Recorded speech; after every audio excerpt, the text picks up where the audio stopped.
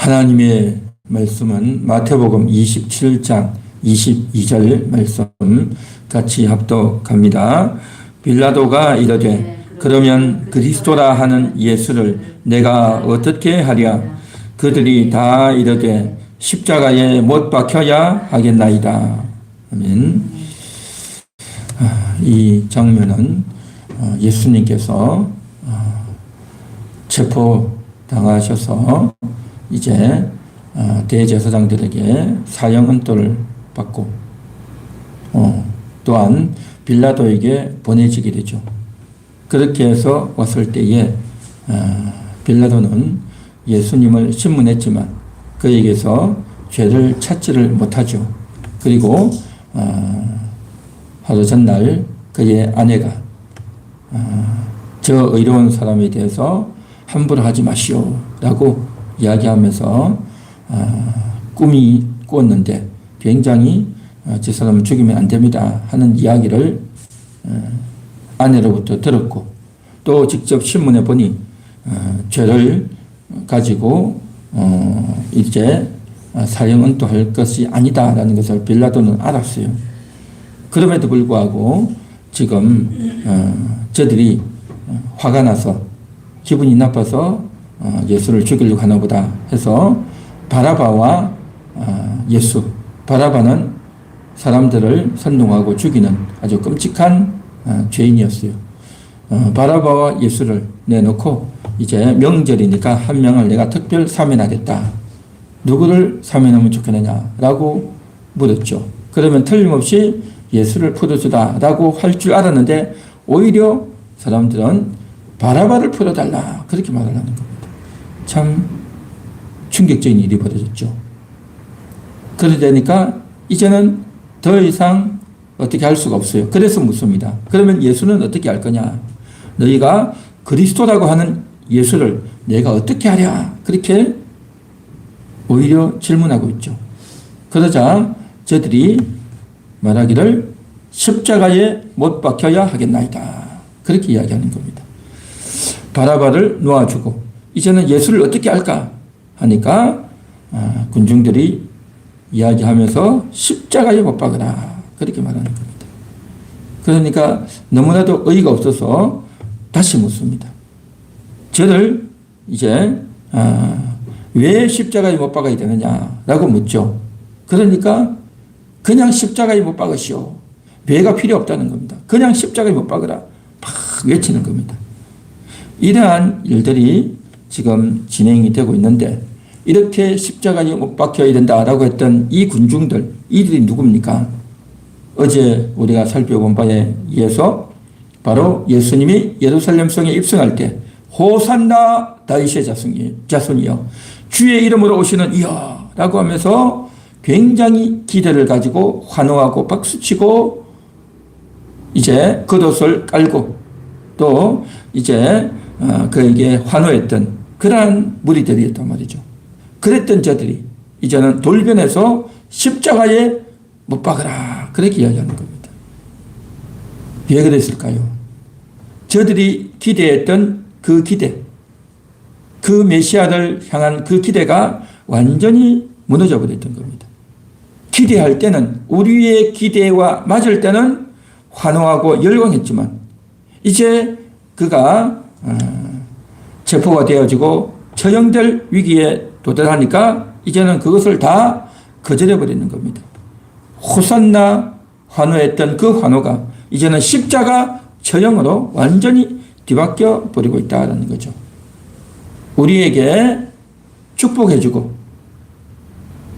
우리에게 이제 병도 고쳐주고 문제를 해결해주는 그러한 예수, 우리의 성공에 기대하는 그러한 예수, 그 예수는 환호하고 열광했지만 이제는 자기를 부인하고 십자가에 순종하라 라고 하는 이 요구를 할 때는 거절하는 것이 오늘날 사람들의 행태인 거죠. 자기에게 유리하고 또 복을 받을 것 같고 성공하고 필요할 때는 삼키고 또 적극 환호하다가 이제는 자신이 손해를 보고 피해를 보고 어려움을 당하게 될 때는 완전히 거절해버리는 그러한 오늘날 사람들의 행태와 너무나도 흡사하죠. 선동하는 그러한 자에 의해서 이들이 지금 넘어가고 있습니다. 이들은 왜 이렇게 돌변했을까 하는 겁니다. 예수님을 그렇게 해다가 자신들의 기대가 무너졌다고 해서 또 이렇게 할 수 있을까요? 저들은 뭘 원했습니까? 예수가 와서 우리의 메시아가 되어서 로마 나라로부터 우리가 독립할 수 있도록 정치적으로 군사적으로 해방할 수 있는 그러한 메시아, 로마로부터 독립할 수 있는 그러한 메시아, 눈에 보이는 능력을 보여주는 그러한 메시아, 즉각적으로 우리의 문제를 해결해주는 메시아, 그런 메시아를 저들도 원했죠. 그러나 예수님은 그러한 기대에 부응하지 못했고 오히려 로마에 저항하고 그들과 싸우지 않고 오히려 지금 당장 가서 권력을 잡아서 최고의 지위와 또 왕의 자리에 올라서서 호령하고 또 메시아다운 면모를 보여야 되는데 오히려 예수는 체포가 되었어. 로마 총독 앞에서 재판을 받는 그러한 자리에 처해버렸다는 거죠. 결국 유대인들에게 신문받고 헤롯 앞에 끌려가고 또 로마 총독 앞에 죄수로 서 있는 이 모습을 보면서 저들의 기대는 완전히 무너져 버렸던 겁니다. 그래서 환호하던 자들이 이제는 분노하게 되었다는 겁니다. 예수에 대한 기대가 완전히 무너져서 실망으로 변화되어 버렸다는 거죠. 기대가 붕괴되고 실망하게 되는, 그리고 그 실망감이 점점 커져가지고 이제는 배신감이 들게 되고 그 배신감이 이제는 분노하게 되었고 그 분노로 인해서 이제는 그 예수를 공격하는, 그래서 저를 죽이라 라고 외치는 그러한 자리에까지 완전히 분위기가 바뀌고 돌변되어져 버렸다는 거죠. 그래서 오늘 우리가 이 말씀을 보면서 사람들의 심리, 또 사람들의 분위기, 또 예수에 대한 기대, 이러한 것들을 좀 살펴보게 되는데요. 그러면 저들은 왜 이렇게 했냐는 거죠. 왜 이렇게 돌변했냐는 거죠. 자신들의 기대에 부응하지 못한다고 해서 이렇게 돌변해서 예수를 죽여야 된다라고까지 말을 할 필요가 있을까 하는 겁니다. 조금 상식적으로 보면 좀 이상하지 않습니까? 이해가 안 되죠. 그런데 오늘 우리가 읽었던 성경 27장 20절을 보면 이렇게 나옵니다. 대제사장들과 장로들이 무리를 권하여 바라바를 달라 하게 하고 예수를 죽이자 하게 하였더니, 이게 나오죠. 그러니까 대제사장과 장로들이 뭘 합니까? 사람들을 권했다. 무리를 권했다. 표현은 아주 점잖게 권했다라고 하지만 이들이 뭡니까? 선동하고 있는 거죠. 대제사장과 장로들이 무리를 선동하고 있는 일이다라는 거죠. 예수는 위험한 인물이다. 예수는 위험한 인물이다. 우리의 체제를 흔든다. 저는 살려두면 안 된다. 제거해야 된다.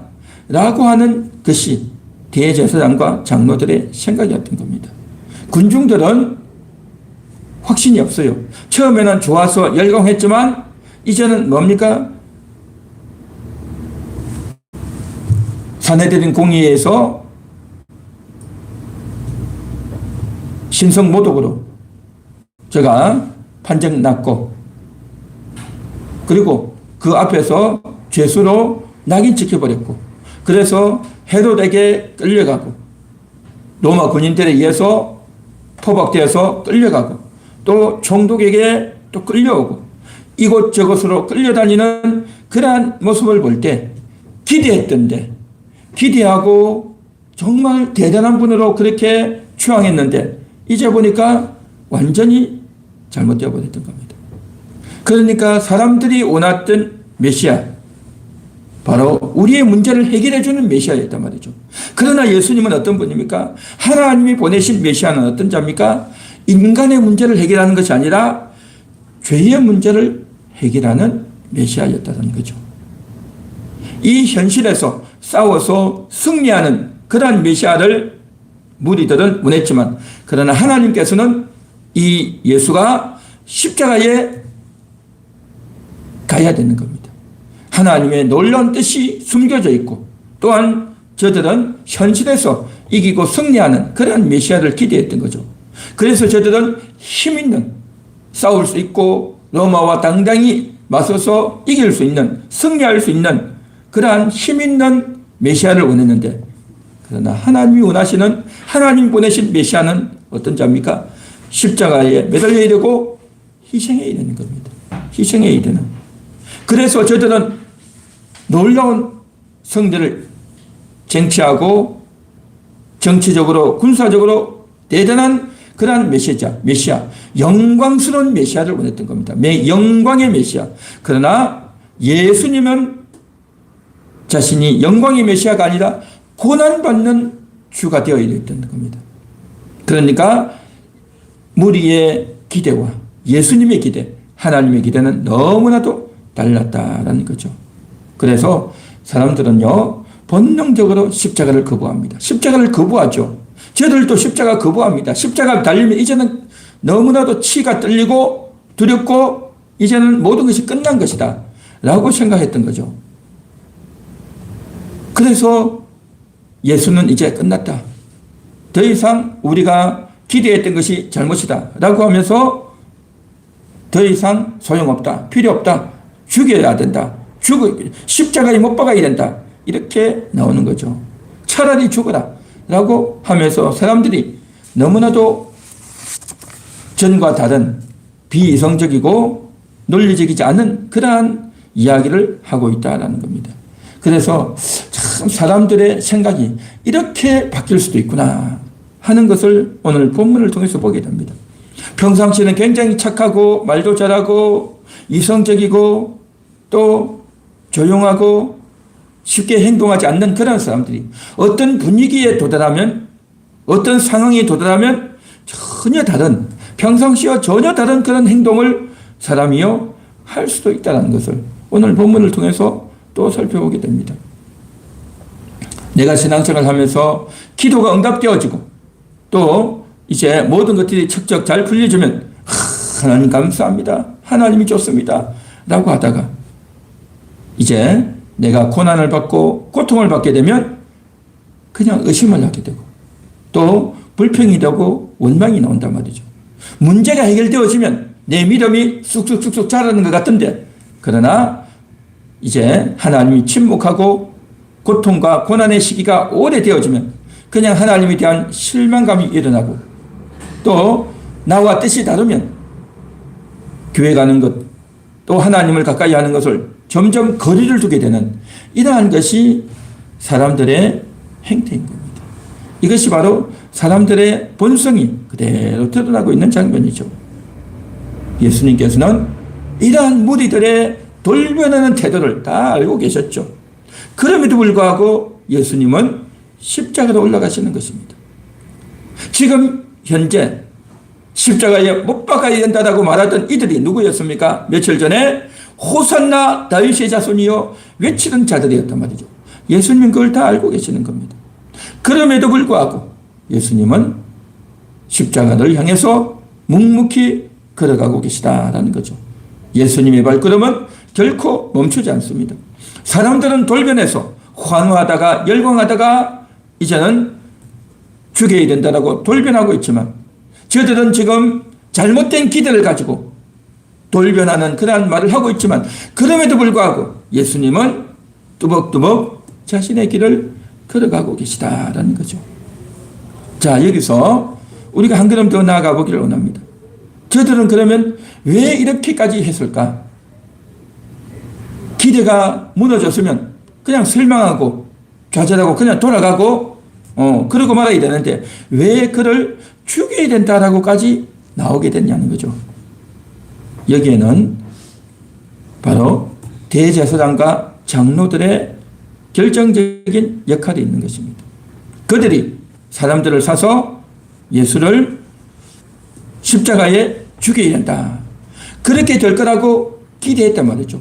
그래서 예수를 십자가에 매달지 않으려고 총독이 그를 놓아줄 거다 라는 것도 예측했죠. 그렇게 놓아주면 바라바를 요구하겠고, 그러면 이 예수는 어떻게 하냐라고 할 때 그는 십자가에 못 박아야 된다 라고 말을 하도록 사람들을 사서 아마 계획을 꾸몄다라고 여겨지는데, 그래서 한마디로 말하면 소수의 사람들을 통해서 방향을 만드는 겁니다. 그리고 그것을 자꾸 외치는 겁니다. 그러다 보니까 무리들도 거기에 따라가는 거죠. 다수가 분위기에 편승해서 따라하게 되는 겁니다. 그래서 핵심 선동자가 선창하고 또 선창하고 분위기가 그렇게 되니까 다른 사람들도 같이 따라가는 거죠. 그래서 지도층들이 선동하고 장로들이 그 사람들을 선동했죠. 그리고 핵심 반응층들이 반응하면서 따라서 동조하고, 그러다 보니까 분위기가 다들 십자가에 못 박아야 된다, 십자가에 못 박으소서라고 하면서 다 따라하게 되는 거죠. 그래서 이제 예수님의 장면을 볼 때 처음에는 그렇게 멋있고 병자도 고치고 많은 사람들이 지지하고 열광했던 그 예수가 이제는 재판 속에 서게 됐고, 재판 속에서 사형 언도를 받게 되었고, 그러다가 빌라도 총독에게 끌려가고 다시 이제 헤롯에게 가고 다시 빌라도에게 오고, 이러한 과정, 끌려다니는 로마 군인들에게 의해서 체포되어서 힘없이 줄에 묶여서 끌려다니는 그러한 모습을 볼 때 기대했던 사람들의 기대가 이제는 완전히 무너져버린 겁니다. 제가 메시아라면, 정말 제가 진짜 메시아라면 어떻게 저렇게 체포될 수 있을까? 어떻게 저렇게 맥없이 끌려다닐 수 있을까?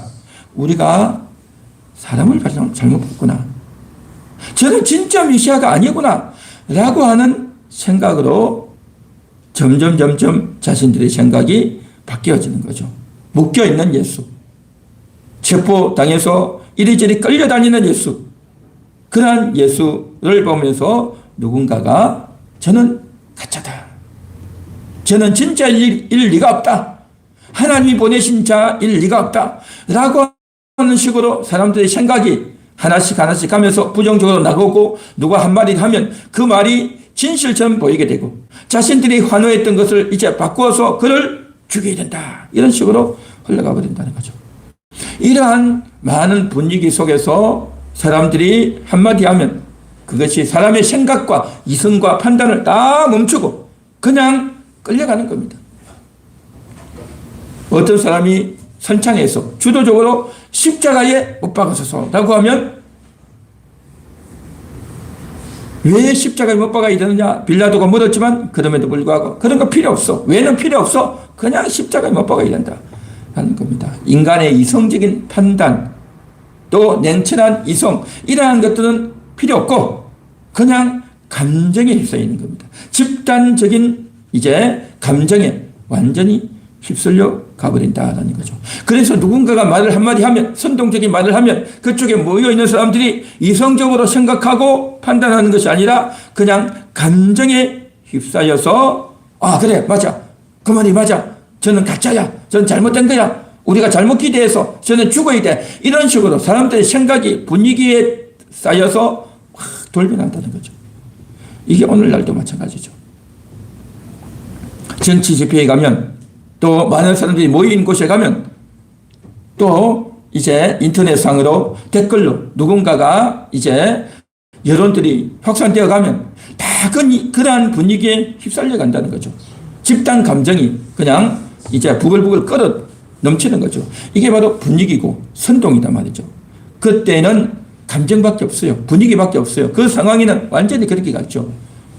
그래서 지금 대통령 2명이 탄핵이 되고 또 나라에 이러한 좋지 못한 사건이 있으면 거기에 사람들이 다 휩쓸려 가버리는 거죠.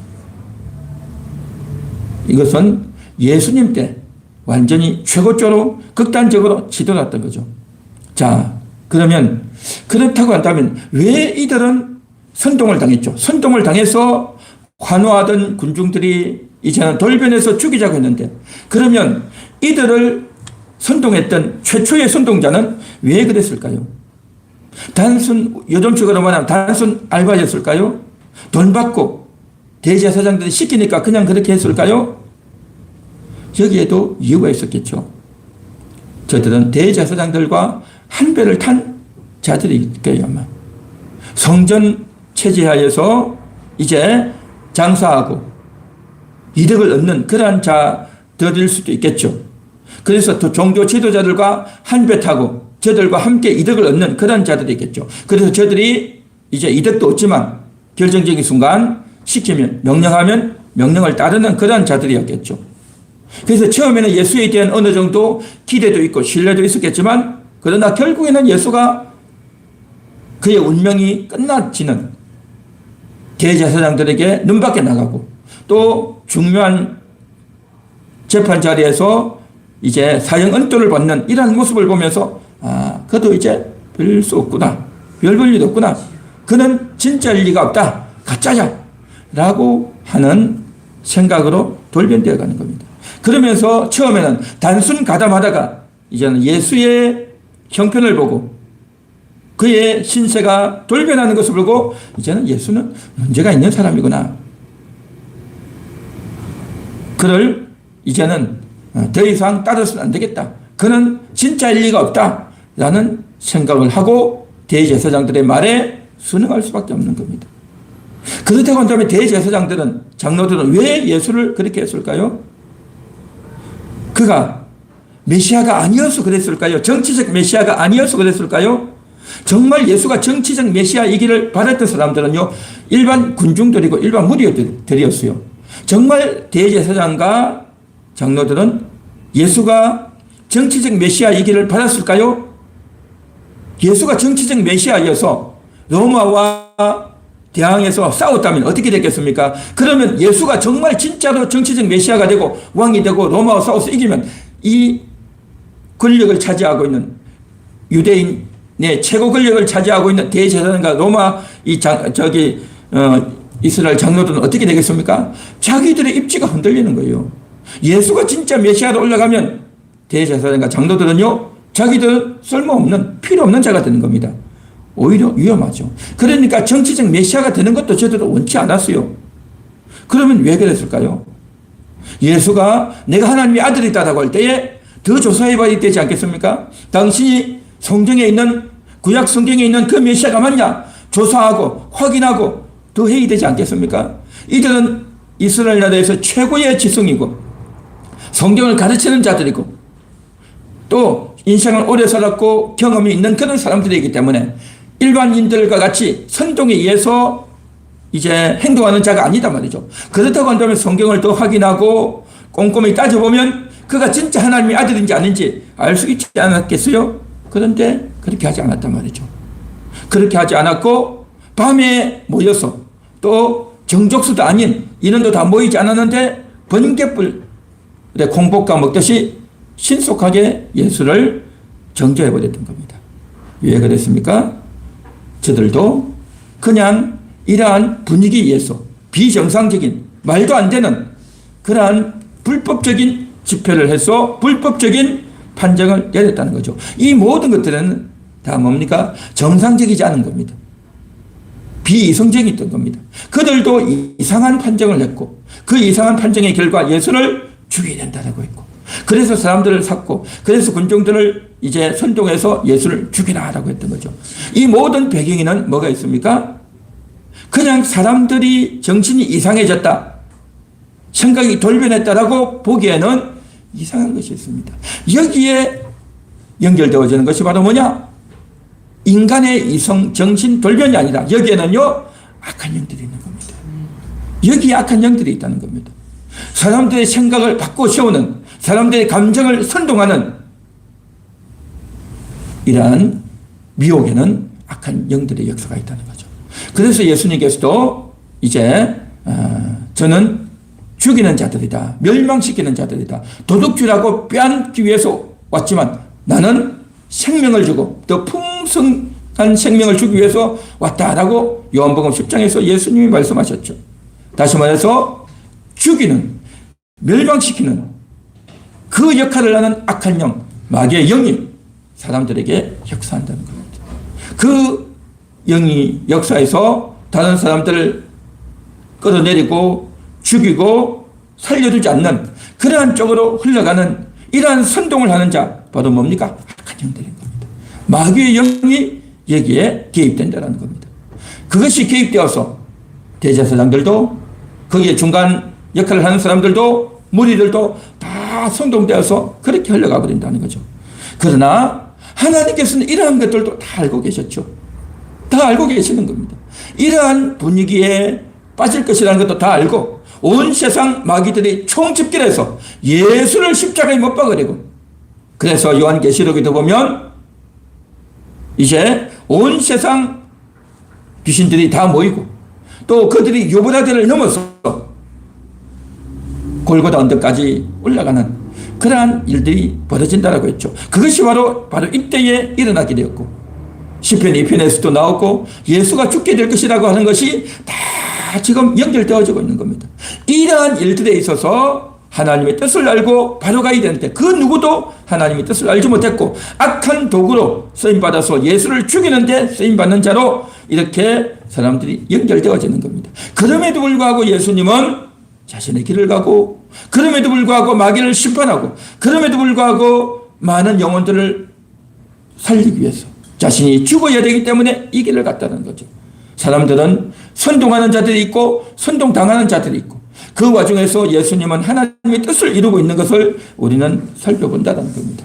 이 고난 주간에 정말 우리는 이 모든 것들을 아시고 사람들의 심리와 군중들의 돌변과 이러한 것들을 다 아시고도 끝까지 그 길을 가셨던 그 예수 그리스도, 우리는 이번 고난 주간에 우리를 위해서 끝까지 우리를 사랑해 주시고 또한 자신을 희생해도 내주셨던 그 예수님의 그 사랑, 하나님의 그 깊은 뜻을 생각하고 묵상하며 감사하면서 오늘도 주님의 은혜로 풍족하게 쳐져서 그 은혜가, 그 사랑이 오늘도 우리 가운데 부어질 때에 주여 그 은혜가 큽니다. 그 은혜에 감사하고 감격하는 그러한 우리의 기도가 되고 우리의 간구로, 우리의 마음으로 흠뻑 젖어들어야 될 줄 믿습니다. 할렐루야.